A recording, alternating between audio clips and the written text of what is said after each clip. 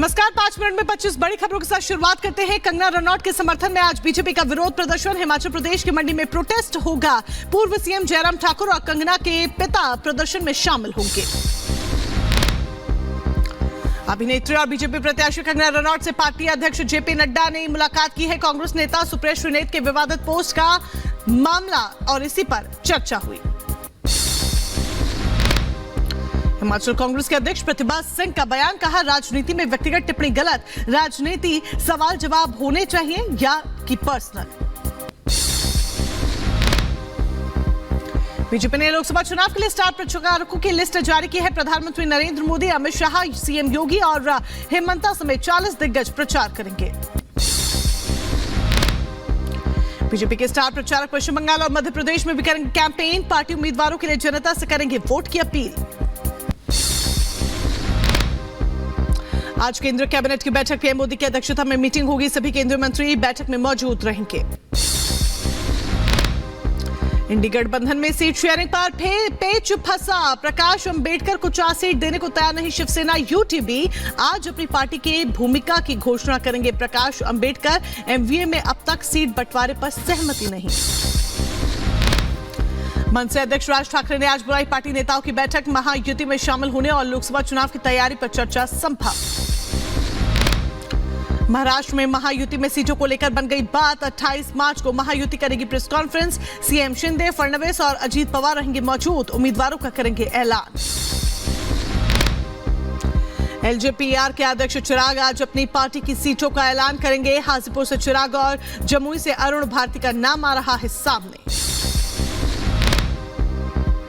आज से 31 मार्च तक पश्चिमी यूपी में सीएम योगी करेंगे प्रबुद्ध सम्मेलन। क्लीन स्वीप के संकल्प के साथ मैदान में उतरेंगे सीएम योगी। 5 दिन में 15 जिलों में आम लोगों के साथ करेंगे संवाद। सीएम योगी की मथुरा, मेरठ और गाजियाबाद में आज चुनावी रैली। 28 मार्च को मुरादाबाद, बिजनौर और अमरोहा में प्रचार करेंगे। 29, 30 और 31 मार्च को मुजफ्फरनगर, नोएडा और पीलीभीत में होगी चुनावी सभा।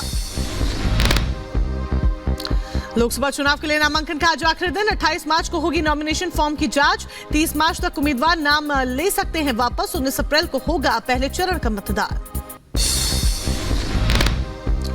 बीजेपी अध्यक्ष जेपी नड्डा ने दिलीप घोष को जारी किया है नोटिस। पश्चिम बंगाल की सीएम ममता बनर्जी पर की टिप्पणी को लेकर मांगा स्पष्टीकरण।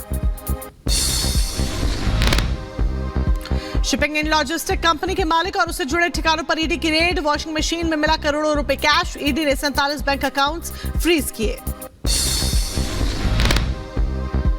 उत्तर प्रदेश के प्रयागराज में उमेश पाल के घर पर बमबारी की खबरों से पुलिस का इनकार। कहा घर के पीछे कचरे में ज्वलनशील वस्तु डालने से हुआ विस्फोट। संजय पटेल नाम के आरोपी समेत 3 को हिरासत में लेकर पूछताछ।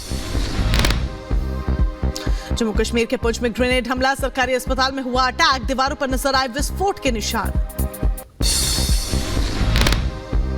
पुंछ में हमले के बाद पुलिस और सेना के जवान मौके पर पहुंचे। सीसीटीवी के जरिए हमलावरों की तलाश। 16 मार्च को राजौरी में भी देर रात हुए थे 2 विस्फोट। उत्तर प्रदेश के बहराइच मेडिकल कॉलेज में हादसा हुआ। नई बिल्डिंग की लिफ्ट में घंटों फंसा रहा तीमारदार। 1 घंटे की कड़ी मशक्कत के बाद बाहर आया शख्स। उत्तर प्रदेश के आगरा में चलती कार बनी आग का गोला। धू-धू कर जली कार हुई राख। कार सवारों ने कूदकर बचाई अपनी जान। उत्तर प्रदेश के बहराइच में आवारा कुत्तों का कहर। 7 साल की मासूम बच्ची पर हमला बोला। बच्ची के शरीर पर गंभीर चोटें आई। जिला अस्पताल में चल रहा इलाज। उत्तर प्रदेश के रामपुर में कार में ब्लास्ट के बाद लगी आग। 3 बच्चों समेत 7 लोग झुलसे गंभीर हालत में इलाज जारी। कार में एलपीजी गैस रिफिल करने के दौरान हादसा हुआ। लद्दाख के लेह में सोशल एक्टिविस्ट सोनम वांगचुक ने अपने 21 दिनों की भूख हड़ताल खत्म की है। वांगचुक के हाथ से जूस पिया है। बोले जारी रहेगी रक्षा के लिए हमारी लड़ाई। अमेरिका के मैरीलैंड में जहाज के टकराने से पुल ढहा। सिंगापुर के जहाज पर 22 भारतीय सवार थे। अमेरिकी राष्ट्रपति जो बाइडेन का बयान, कहा मरम्मत कर ब्रिज फिर से खोलने का काम है जारी। जितना जल्दी होगा उतनी जल्दी ब्रिज की होगी मरम्मत।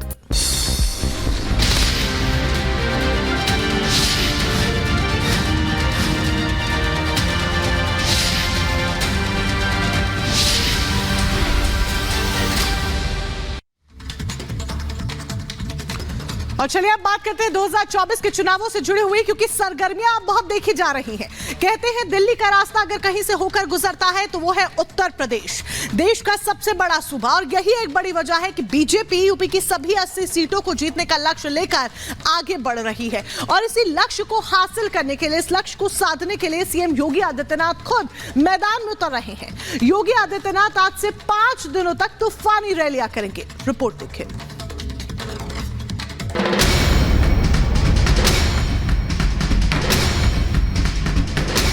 बीजेपी के प्रचार को धार, एनडीए 400 पार। मोदी का प्रण, योगी संभालेंगे रण। होली भले खत्म हो गई, लेकिन अब पूरे देश में चुनावी रंग चढ़ गया है। सभी सियासी दल जीत के लिए प्रचार अभियान को रफ्तार देने में जुट गए हैं। बीजेपी अपने स्टार प्रचारकों की लिस्ट जारी कर रही है। वहीं उत्तर प्रदेश के मुख्यमंत्री योगी आदित्यनाथ खुद प्रचार की कमान संभाल रहे हैं। उत्तर प्रदेश में बीजेपी उन सीटों पर फोकस कर रही है जहां उसे 2019 में हार का सामना करना पड़ा था।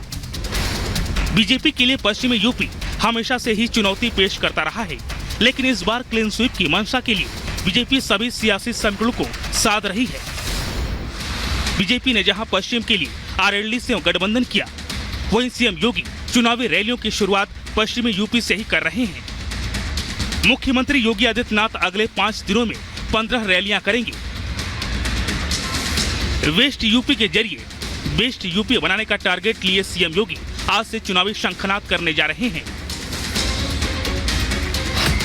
सीएम योगी 27 मार्च से 31 मार्च तक कुल 5 दिनों में 15 रैलियां करेंगे।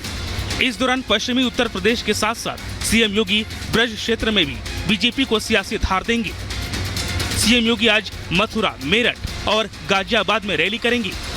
इसके बाद 28 मार्च को सीएम मुरादाबाद, बिजनौर और अमरोहा में चुनावी सभा को संबोधित करेंगे। 29 मार्च को सीएम योगी शामली, मुजफ्फरनगर और सहारनपुर में रैली को संबोधित करेंगे। 30 मार्च को मुख्यमंत्री योगी आदित्यनाथ की बागपत, बुलंदशहर और नोएडा में रैली होगी। वहीं 31 मार्च को बरेली, रामपुर और पीलीभीत में सीएम की चुनावी सभाएं रखी गई हैं। लोकसभा चुनाव के लिए एनडीए के कई दिग्गज आज अपना नामांकन भी दाखिल करेंगे। दिग्गज प्रत्याशियों की बात करें तो पीलीभीत लोकसभा क्षेत्र से जितिन प्रसाद नॉमिनेशन फाइल करेंगे। बिजनौर से आरएलडी के प्रत्याशी चंदन चौहान नामांकन भरेंगे। नगीना लोकसभा सीट पर बीजेपी के ओम कुमार, सहारनपुर सीट से बीजेपी के राघव लखनपाल, कैराना से बीजेपी के प्रदीप चौधरी, रामपुर से घनश्याम लोधी नामांकन दाखिल करेंगे।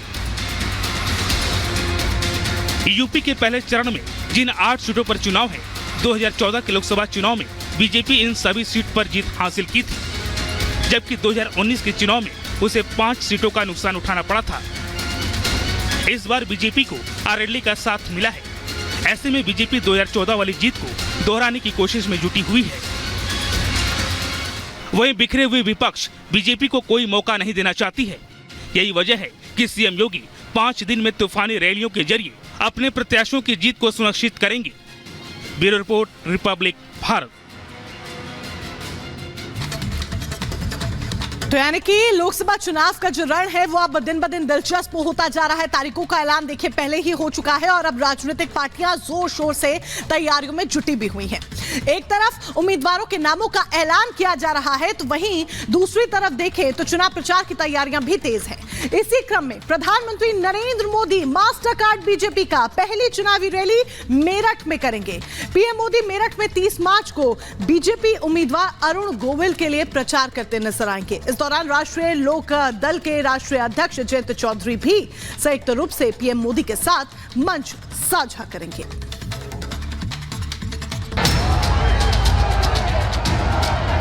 पूरब से पश्चिम तक, उत्तर से दक्षिण तक चुनावी बिसात बिछ चुकी है। हर सीट पर जातीय सामाजिक समीकरण सेट हो चुका है और उस अभियान को भी आगे बढ़ाया जा रहा है जिससे लाभार्थी वर्ग को साधा जा सके, गरीब, किसान, नौजवान को जोड़ा जा सके। अब इन सब के बीच देश के यशस्वी प्रधानमंत्री नरेंद्र मोदी चुनावी मैदान में उतरने वाले हैं। लोकसभा चुनावों की तारीखों के ऐलान के बाद अब राजनीतिक पार्टियां जोर शोर से तैयारियों में जुटी हैं। एक तरफ उम्मीदवारों के नामों का ऐलान किया जा रहा है, तो वहीं दूसरी ओर चुनाव प्रचार की तैयारियां तेज है और इसकी शुरुआत होगी 30 मार्च को, जब प्रधानमंत्री नरेंद्र मोदी मेरठ में एक बड़ी रैली करेंगे। इस दौरान जयंत चौधरी भी उनके साथ मौजूद होंगे। बीजेपी ने मेरठ लोकसभा सीट से अरुण गोविल